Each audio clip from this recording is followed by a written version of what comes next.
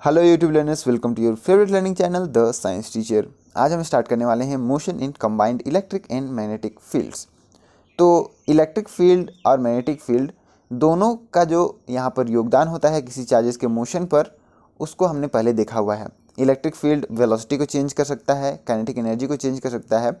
Magnetic field यहाँ पर बस उस चार्जेस जब मोशन में आते हैं तो उसके डायरेक्शन को चेंज कर सकता है। चलिए उसके इन दोनों मैग्नेटिक और इलेक्ट्रिक फील्ड्स की वजह से जो फोर्सेस आते हैं उसे देख लेते हैं। सबसे पहले यहाँ पर स्टार्ट करने वाले हैं वेलोसिटी सेलेक्टर को। ऑलराइट, कहता है कि चार्ज Q अगर मूव करता है वेलोसिटी v के साथ में, अगर वहाँ पर मैग्नेटिक और इलेक्ट्रिक दोनों टाइप्स के फील्ड प्रेजेंट हैं तो उस पर एक फोर्स लगता है। लोरेंज फोर्स जो हमने पहले पढ़ा हुआ है, वो लोरेंज फोर्स सम होता है किस चीज़ का, इलेक्ट्रिक फोर्स और मैग्नेटिक फोर्स के सम का होता है।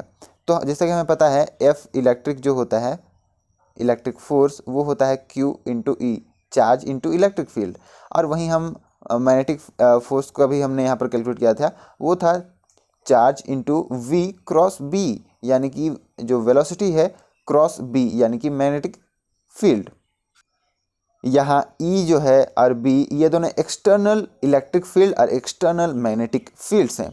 अब इन दोनों को हम यहाँ पर ऐड कर देंगे तो इन दोनों में से Q कॉमन है, Q बाहर निकाल लेते हैं और ये हो जाएगा E plus V cross B। Alright, तो ये यहाँ पर हमारा लोरेंज फोर्स आ गया जो कि है FE प्लस FB, यानी कि ये वाला इक्वेशन। राइट, चलिए आगे देखते हैं। तो ये इक्वेशन हमने अभी देखा। जस्ट यहाँ पर आप देख सकते हो कि जो फोर्स आया हुआ है वो सम है electric force and magnetic force उन दोनों का। Q इन दोनों में कॉमन था, बाहर निकल आया, और E plus V cross B। अब एक ऐसा केस देखते हैं जहाँ पर इलेक्ट्रिक फील्ड और मैग्नेटिक फील्ड आपस में परपेंडिकुलर हो।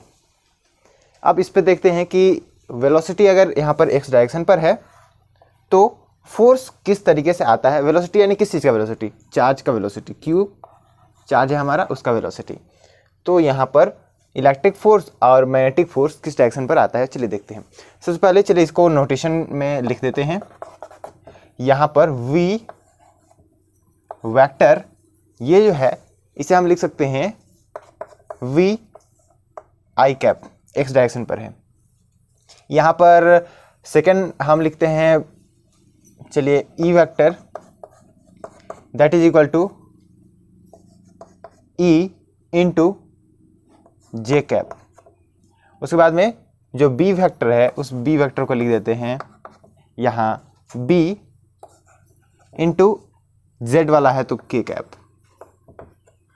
ऑलराइट, हम यहाँ पर अगर लिखना चाहें फोर्स को, तो फोर्स को हम यहाँ सबसे पहले कैलकुलेट करेंगे कि इलेक्ट्रिक फील्ड के वजह से इस चार्ज पर कैसा फोर्स लग रहा है। तो मान के चलते हैं कि इलेक्ट्रिक फील्ड अगर ऐसा होता है, कोई चार्ज पॉजिटिव चार्ज यहाँ पर है, तो उस पर कैसे फोर्स लगता है, इलेक्ट्रिक फील्ड के अलोंग ही फोर्स लगता है उसका। तो जो यहाँ पर फोर्स आएगा उस फोर्स का जो मैग्नीट्यूड होगा वो मैग्नीट्यूड E इंटू Q हो जाएगा। फोर्स जो आएगा किसकी वजह से, इलेक्ट्रिक फोर्स, वो हो जाएगा Q इंटू E, और उसका जो डायरेक्शन होगा वो अलोंग Y डायरेक्शन पर होगा क्योंकि इलेक्ट्रिक फील्ड का वही डायरेक्शन है। तो यहाँ पर इलेक्ट्रिक फील्ड का डायरेक्शन J कैप ये हो गया। अब यहाँ पर अगर हम मैग्नेटिक फोर्स का बात करें तो FB जो है वो हमारा आ जाएगा। अगर हम नॉर्मल कैलकुलेट करते हैं मैग्नेटिक फोर्स तो वो हो जाता है Q into V cross B, जहाँ पर V और B के बीच में हम लोग क्रॉस प्रोडक्ट निकालते हैं और उन दोनों के वजह से हम राइट हैंड थंब रूल लगाते हैं और देखते हैं कि डायरेक्शन कहाँ आ रहा है। तो यहाँ पर अगर हम करें तो आप देख सकते हो कि Q जो है वो सबसे पहले आ जाएगा। V क्रॉस B करेंगे, V है हमारा VI और B है BK, तो VI क्रॉस BK।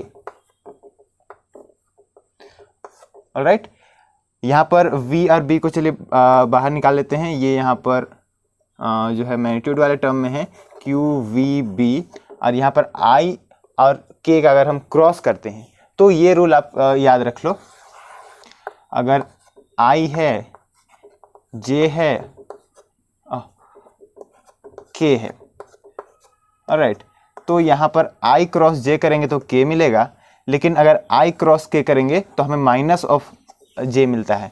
ओपोजिट में हम आ रहे हैं, अगर इस डायरेक्शन पर आते हैं J क्रॉस K करेंगे तो I मिलेगा, K क्रॉस I करेंगे तो J मिलेगा, लेकिन अगर इसको उल्टा हम लोग क्रॉस करते हैं, जैसे कि I क्रॉस K कर रहे हैं तो हमें माइनस J मिलेगा, या फिर K क्रॉस J कर रहे हैं तो हमें माइनस I मिलेगा। तो यहाँ पर हम कर रहे हैं I क्रॉस K, यानी कि माइनस हमें मिलेगा यहाँ पर माइनस ऑफ J कैप। तो इस माइनस को मैं इस साइड में ही लिख देता हूँ, तो यहाँ ये हो जाएगा आपका minus QVB and J cap. Alright, अब हम टोटल फोर्स निकालना है हमें F, तो हम FE प्लस FB करेंगे तो हमें यहाँ पर टोटल फोर्स मिल जाएगा। FE हमारा आ गया Q into E, total force F is equal to, I think ये आपको विजिबल नहीं होगा तो इसे मैं ऊपर में ही लिख दे रहा हूँ यहाँ पर, इक्वल टू यहाँ पर आ गया ये QVB minus and this is J cap. चलिए करते हैं, FE जो है वो हो गया QE J cap plus FB जो है वो आ गया आपका QVB, इस प्लस को ये माइनस कर देगा J कैप। ऑलराइट, सो यहाँ पर हम इन दोनों में से Q को बाहर निकाल सकते हैं, J कैप को भी हम बाहर निकाल लेंगे, तो E माइनस VB आ जाएगा, और J को हम बाहर निकाल लेते हैं डायरेक्शन के लिए, हम उस साइड में लिख लेते हैं, नो प्रॉब्लम। ऑलराइट, सो इस इक्वेशन को मैं यहाँ लिख दे रहा हूँ इस जगह पर, F हमारा आ गया Q into E minus VB into J cap. Alright, अब चलिए हम बात करते हैं कि यहाँ पर जो फोर्स आ रहा है, यहाँ हमारा जो मैग्नेटिक फोर्स आया वो जो है उसका डायरेक्शन, और इलेक्ट्रिक फोर्स आया उसका जो डायरेक्शन है वो किस तरीके का है। इलेक्ट्रिक फोर्स जैसा कि हमने देखा कि ये J कैप की ओर है, यानी कि बढ़ते हुए Y की तरफ। यहाँ पर FB जो है मैग्नेटिक फोर्स वो है आपका नेगेटिव ऑफ J कैप, यानी कि ऑपोजिट Y, जो बढ़ते हुए Y है उसके ऑपोजिट, यानी कि जो इलेक्ट्रिक फोर्स है FE यहाँ पर जो है, और मैग्नेटिक फोर्स FB वो आपका ऑपोजिट डायरेक्शन पर है। ये फिगर आपको क्लियर है, यहाँ पर है आपका वेलोसिटी एक्स डायरेक्शन पर, चार्ज है उस चार्ज का वेलोसिटी है, और इलेक्ट्रिक फील्ड यहाँ पर लगा हुआ है इस डायरेक्शन पर, मैग्नेटिक फील्ड इस डायरेक्शन पर लगा हुआ है, एक्सटर्नल है, दोनों ही electric field magnetic field. Alright, तो यहाँ पर जो फोर्सेस लग रहे हैं इन चार्जेस पर इस इलेक्ट्रिक फील्ड की वजह से वो ये फोर्स लग रहा है, और इस चार्ज पर इस मैग्नेटिक फील्ड की वजह से वो ये फोर्स लग रहा है। हमें ये वाला इक्वेशन मिल गया यहाँ पर, F equals to Q into E minus VB J cap. चलिए एक काम करते हैं, यहाँ पर हमारा जो मैग्नेटिक फील्ड है और इलेक्ट्रिक फील्ड है इसे ऐसे ओरिएंट करते हैं कि जो टोटल फोर्स निकल कर आ रहा है वो ज़ीरो हो जाए, यानी कि मैग्नेटिक फोर्स और जो इलेक्ट्रिक फोर्स है, यहाँ पर इलेक्ट्रिक फील्ड की वजह से इलेक्ट्रिक फोर्स ऊपर में है और मैग्नेटिक फील्ड की वजह से मैग्नेटिक फोर्स नीचे है, तो ये दोनों कैंसिल आउट हो जाए, FE is equal to FB। तो यहाँ पर जो टोटल फोर्स आएगा वो ज़ीरो आ जाएगा। आप यहाँ से भी फॉर्मूले से भी कैलकुलेट कर सकते हो। यहाँ पर इलेक्ट्रिक फील्ड और मैग्नेटिक फील्ड जो भी है इन दोनों का अगर हम जो है इक्वल कर दें, और यहाँ पर क्योंकि माइनस साइन है तो दोनों इक्वल है और माइनस साइन है तो वो कैंसिल होकर के ज़ीरो आ जाएगा फोर्स। ऐसे में हमारे पास में जो इक्वेशन आएगा वो इस तरीके का आएगा, F is equal to QE minus VB into Q, और ये फोर्स को अगर हम जीरो कर देते हैं टोटल फोर्स, तो ये QE को अगर हम इस साइड में ले आएं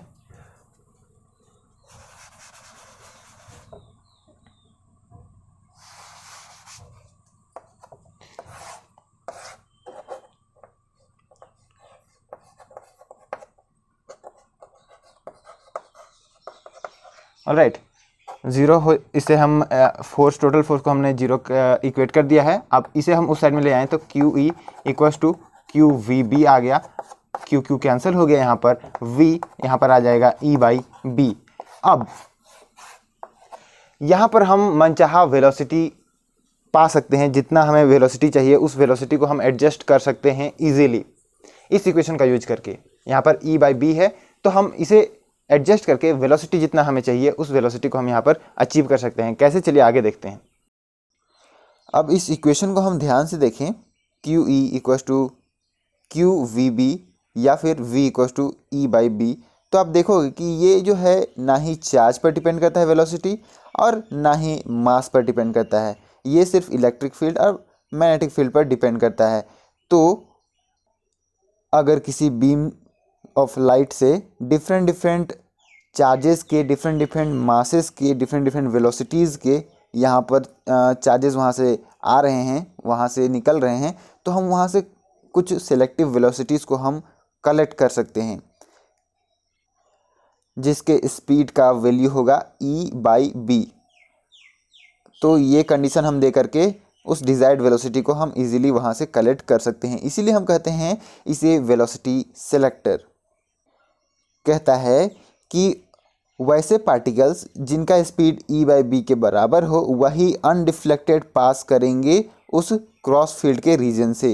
कहने का मतलब कि यहाँ आप अगर फिगर पर देखो तो ऊपर नीचे दोनों के फोर्स इक्वल हो जाते हैं, तो ये इलेक्ट्रिक फील्ड है, ये फोर्स और ये फोर्स इक्वल हो जाते हैं, तो ये कैंसिल आउट हो जाते हैं। जब हम डिज़ायर्ड वेलोसिटी की बात करें, V = E/B का हम बात कर रहे हैं, तो यहाँ पर जिसका वेलोसिटी E/B के इक्वल होगा वो ही यहाँ से पास कर पाएगा, और अगर ये इक्वल नहीं होगा E/B के तो या तो वो उस साइड में चला जाएगा या फिर इस साइड में चला जाएगा या फिर वो डिफ्लेक्ट हो जाएगा। ऑलराइट, तो यहाँ पर ये कंडीशन तभी आया जब हमने यहाँ दोनों फोर्सेस को इक्वल एंड अपोजिट डायरेक्शन पर जो है इक्वेट किया हुआ था। ऑलराइट, तो ये जो है जे थॉमसन के द्वारा एम्प्लॉय किया हुआ था 1897 पे, किसी इलेक्ट्रॉन के चार्ज टू मास रेशियो निकालने के लिए, यानी कि चार्ज इलेक्ट्रॉन का E/बाई मास इलेक्ट्रॉन का M। अच्छा, अगर हमने यहाँ पर किसी डिज़ायर्ड वेलोसिटी को अचीव कर लिया इलेक्ट्रिक फील्ड और मैग्नेटिक फील्ड को चेंज करते हुए, तो हम ये सोच सकते हैं ना कि जैसे कि R वाला जो हमारा मतलब इक्वेशन था, R = mv/q/b, तो ये जो इक्वेशन था मैग्नेटिक फील्ड के वजह से, एक्सटर्नल मैग्नेटिक फील्ड की वजह से कोई चार्ज अगर मोशन में है v मोशन पर, तो उस पर जो रेडियस बनता है वो सर्कल के फॉर्म में वहाँ पर घूमेगा, और उसका जो रेडियस होगा वो हम इस फॉर्मूला से यहाँ पर दे सकते हैं। तो मानिए कि कोई चार्ज पार्टिकल यहाँ पर जो वेलोसिटी सिलेक्टर है उससे यहाँ निकल कर आता है, और उसका जो चार्ज है और मास वो दूसरे किसी चार्ज पार्टिकल जो कि सेम वेलोसिटी में पर है उसके चार्ज और मास से डिफरेंट है। सेम वेलोसिटीज़ हैं, एक ही यहाँ से चार्ज तो नहीं आएगा ना, जितना चाहे उतना यहाँ से मतलब चार्ज आ सकते हैं बहुत सारे जो इस वेलोसिटी को सेटिस्फाई करते हैं। तो वेलोसिटी अगर सेम है और चार्ज और मास अगर यहाँ डिफरेंट है, तो हम बाहर में एक मैग्नेटिक फील्ड, चलिए मान के ये चलते हैं कि यहाँ से एक बीम आया जिसका वेलोसिटी v है, और इस पर जो है q चार्ज के 2 मॉलिक्यूल्स हैं, या फिर आप समझ लो कि 2 आयन्स हैं, 2 यहाँ पर एलिमेंट्स हैं जिसका चार्ज q है, लेकिन मासेस m1 और m2 है, m1 और m2 है, यहाँ से निकलता है। इसे हम एक मैग्नेटिक फील्ड पर डालते हैं, बाहर में एक एक्सटर्नल मैग्नेटिक फील्ड लगा देंगे। चलिए डॉट से रिप्रेजेंट करते हैं, यानी कि that is coming out of the screen. Alright, अब जैसा कि हमें पता है कि वेलोसिटी v से अगर यहाँ अंदर में आता है तो वो अपना डायरेक्शन को चेंज करेगा, और उसका जो रेडियस होगा वो इस रेडियस से हम निकाल पाएंगे mv/qb, क्योंकि दोनों में जो है चार्जेस सेम हैं और वेलोसिटी सेम है, magnetic field, external magnetic field same है, बट मासेस डिफरेंट है। तो जो कम मास वाला है m1, मान के चलते हैं m1 कम मास वाला है, तो उसका रेडियस थोड़ा सा कम बनेगा, और जो M2 मास वाला है उसका रेडियस थोड़ा सा उस M1 के कंपेयर पे ज़्यादा बनेगा। यानी कि यहाँ से ये बीम आया और एक यहाँ अगर मुड़ गया तो दूसरा थोड़ा सा दूर पर जाकर मुड़ेगा। ये M1 वाला हो गया और ये M2 वाला हो गया। तो डिफरेंट प्लेसेस पर हम उसे इजीली कलेक्ट कर पाएंगे उस मॉलिक्यूल को। यहाँ पर एक कलेक्टर रखेंगे और उस पर ये आकर के कलेक्ट हो जाएगा। तो यहाँ मास स्पेक्ट्रोमीटर पर इसी तरीके से चार्ज पार्टिकल को सेपरेट किया जाता है, आयंस को या फिर जो भी है उसे उनके चार्ज और मास रेशियो के आधार पर। तो अगर आइसोटोप्स हैं तो उसे भी इजीली यहाँ इसी तरीके से हम सेपरेट कर सकते हैं। चलिए बढ़ते हैं साइक्लोट्रॉन की ओर। साइक्लोट्रॉन एक ऐसा डिवाइस है जो कि चार्ज्ड पार्टिकल को एक एनर्जी प्रोवाइड करता है। अगर लोअर एनर्जी पर है तो उसे वो हाई एनर्जी तक पहुंचाने के लिए यहाँ पर हेल्प करता है साइक्लोट्रॉन। इलेक्ट्रिक फील्ड और मैग्नेटिक फील्ड इन दोनों का यूज ये करेगा और उसी के थ्रू में ये ऐसे काम करेगा। कैसे करेंगे सब कुछ हम एकदम अच्छे से एक्सप्लेन्ड वे में देखेंगे। ये इन्वेंट किया गया लॉरेंस और लिविंगस्टन के द्वारा 1934 पर न्यूक्लियर स्ट्रक्चर के इन्वेस्टिगेशन के लिए। यहाँ हम इलेक्ट्रिक फील्ड और मैग्नेटिक फील्ड दोनों के कॉम्बिनेशन को हम यूज करेंगे। वो दोनों परपेंडिकुलर होंगे एक दूसरे के, इसे हम क्रॉस्ड फील्ड कहेंगे, जो कि चार्ज पार्टिकल के एनर्जी को इन्हेंस करेगा। अब क्योंकि हम इस मशीन के बारे में बात करने वाले हैं तो ये कुछ फॉर्मूलेज का यूज करेगा। तो जैसा कि हमें पता है कि अगर मैग्नेटिक फील्ड पर कोई चार्ज पार्टिकल मूव कर रहे हैं तो उसका जो रिवॉल्यूशन का फ्रीक्वेंसी है वो उसके एनर्जी को डिपेंड नहीं करता है, उसके एनर्जी पर डिपेंड नहीं करता है। उसका जो फॉर्मूला था हमने जो है देखा हुआ है, जो फ्रीक्वेंसी वाला फॉर्मूला था, यह आप देख सकते हो कि ये डिपेंड नहीं करता है, ये सिर्फ डिपेंड करता है चार्ज पर, मैग्नेटिक फील्ड पर और उसके मास पर। ये उसके एनर्जी पर डिपेंड नहीं करता है। क्या डिपेंड नहीं करता है? एंगुलर फ्रीक्वेंसी या फिर आप नॉर्मल कहो कि फ्रीक्वेंसी। तो जब फ्रीक्वेंसी डिपेंड नहीं करेगा एनर्जी पर तो टाइम पीरियड भी तो डिपेंड नहीं करेगा, क्योंकि टाइम पीरियड होता है 1/फ्रीक्वेंसी। तो ये जब डिपेंड नहीं कर रहा है, इंक्रीज डिक्रीज नहीं कर रहा है, तो टाइम पीरियड भी सेम रहेगा। उसी का यहाँ पर यूज करेंगे। कैसे करेंगे हम डिस्कस करेंगे अच्छे से।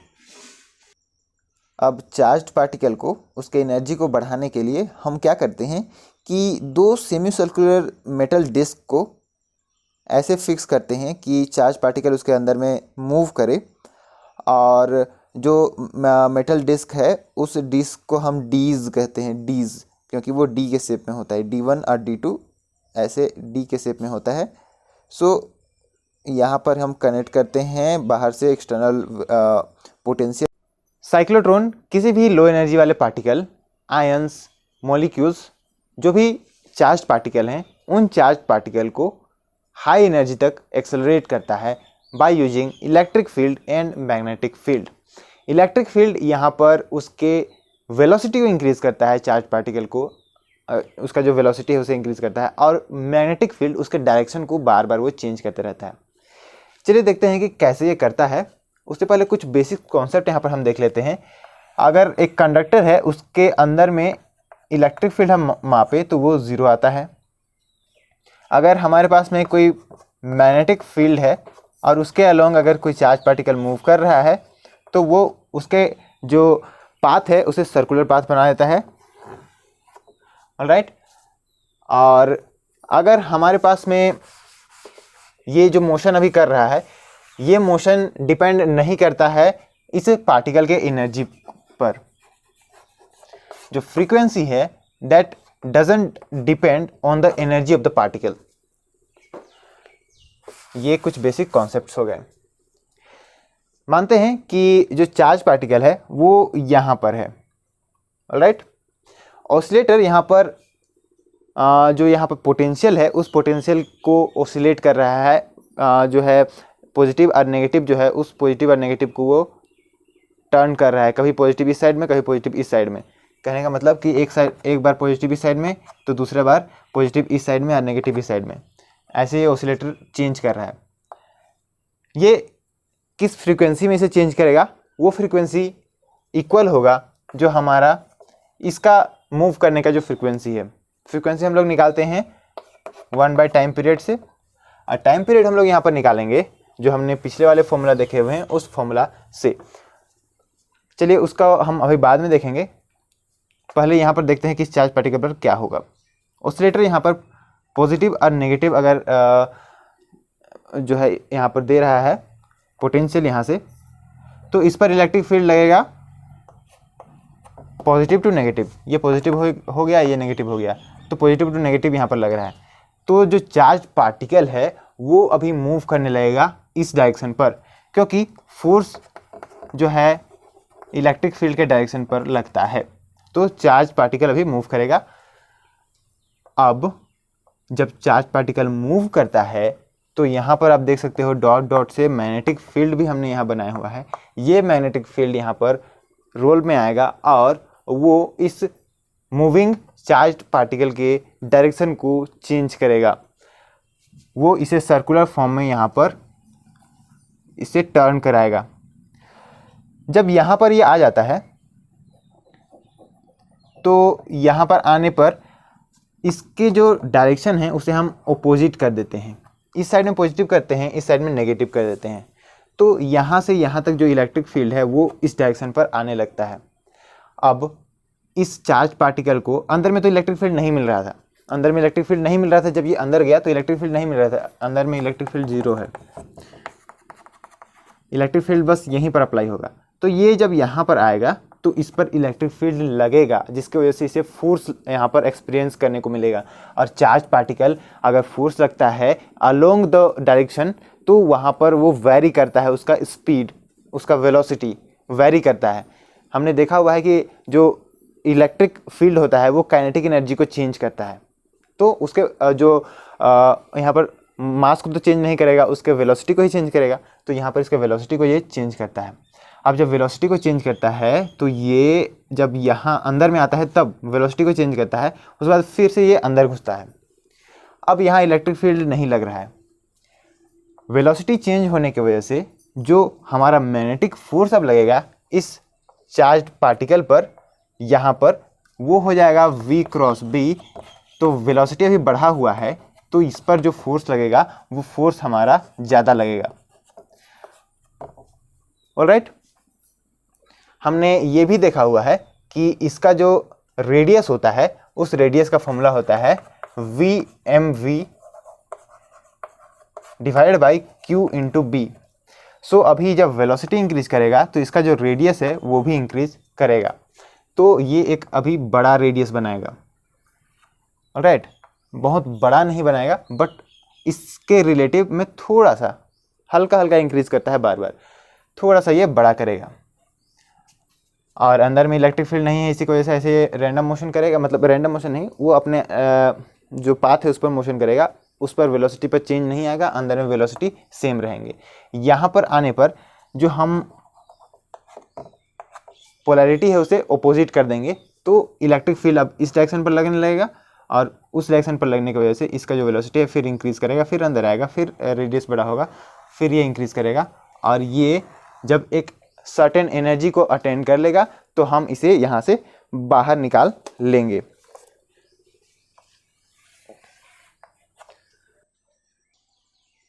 तो ये जो सेटअप है उसे यहाँ पर इवैक्यूएटेड किया हुआ रहता है, उसे वैक्यूम बनाया हुआ रहता है ताकि अंदर में पार्टिकल्स एक दूसरे से कोलाइड ना करें। अगर हम चार्ज पार्टिकल को हाई एनर्जी तक मूव करा रहे हैं तो वो कोलाइड ना करे किसी दूसरे पार्टिकल से। और अभी जो टाइम पीरियड की मैंने बात की, उस टाइम पीरियड वो तो एक सर्कुलर पूरा रिवॉल्यूशन के लिए था, तो हम आधा रिवॉल्यूशन का बात कर रहे हैं। आधा रिवॉल्यूशन में ही यहाँ पर जो फ्रीक्वेंसी है वो चेंज हो रहा है, तो इसीलिए हम यहाँ पर टाइम पीरियड को लेंगे T/2। Alright, half time. So charges जब मूव कर रहे हैं तो उनके जो फ्रीक्वेंसी है उसे हम यहाँ पर साइक्लोट्रॉन फ्रीक्वेंसी कहते हैं। और ये हम इक्वल करते हैं जो हमारा वोल्टेज आप बाहर से अप्लाई कर रहे हैं उसके फ्रीक्वेंसी से इसे हम मैच कराते हैं, जिसे हम कहते हैं रिजोनेंस कंडीशन, जो कि एक हाफ रिवॉल्यूशन पर आता है। और जब जब वो पास करते हैं वो बीच वाले जो रीजन है, बीच वाला रीजन वहाँ से, तो उनका जो काइनेटिक एनर्जी है वो इंक्रीज़ करता है, वो क्यू वी हर टाइम में वो क्यू वी इंक्रीज़ करता है। अब आप यहाँ पर एक क्वेश्चन ये कह सकते हो कि अगर काइनेटिक एनर्जी इंक्रीज़ कर रहा है, यानी कि उसका स्पीड अगर इंक्रीज़ कर रहा है, तो यहाँ पर जो फ्रीक्वेंसी है वो चेंज क्यों नहीं कर रहा है? तो फ्रीक्वेंसी यहाँ पर इसीलिए चेंज नहीं कर रहा है क्योंकि हर टाइम अगर वेलोसिटी इंक्रीज कर रहा है तो साथ में यहाँ पर उसका रेडियस भी तो इंक्रीज कर रहा है, यानी कि R equals to M V divide by Q B. यहाँ पर जब वेलोसिटी इंक्रीज करेगा तो रेडियस भी इंक्रीज कर रहा है। ऑलराइट, इसी की वजह से जो फ्रीक्वेंसी है वो अनइफेक्टेड रह जाता है। आप यहाँ देख सकते हो कि जो ये फ्रीक्वेंसी है ये वेलोसिटी पर डिपेंड नहीं कर रहा है, ये सिर्फ मास पर, चार्ज पर और उसके मैग्नेटिक फील्ड पर डिपेंड कर रहा है ना। तो जब ये वेलोसिटी पर डिपेंड नहीं कर रहा है तो यहाँ पर वेलोसिटी से फ़र्क नहीं पड़ने वाला है। ऐसे भी आप समझ सकते हो, या फिर आप समझ सकते हो कि रेडियस भी उतना वो इंक्रीज़ करा ले रहा है जितना यहाँ पर वेलोसिटी इधर बढ़ रहा है। अब अगर हम यहाँ पर काइनेटिक एनर्जी को कैलकुलेट करना चाहें तो वो भी हम इजीली कर सकते हैं। हमारे पास में वेलोसिटी का टर्म है, इस वेलोसिटी को हम यहाँ पर लिख सकते हैं Q B R divided by M.